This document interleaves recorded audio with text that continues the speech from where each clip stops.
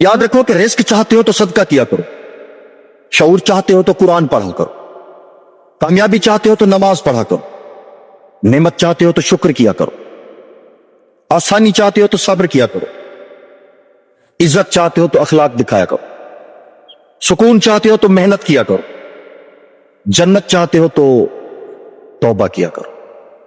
किसी शख्स को 2 बार से ज्यादा कॉल न करें, उधार ली हुई रकम याद दिलाने से पहले लौटा दें।